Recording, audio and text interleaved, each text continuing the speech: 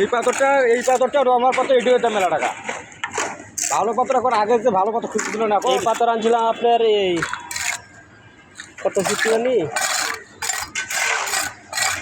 এই পাথরের এখন দাম 195 না 94। নর্মাল পাথর আর সিলেকশন করলে এখন দাম এক হয়ে গেছে। ঠিক ভালো দাম পাচ্ছে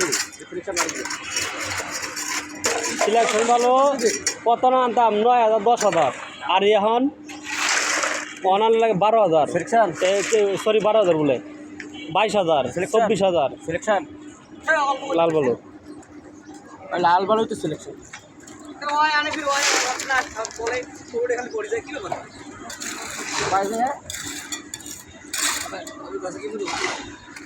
নতুন থেকে পড়ে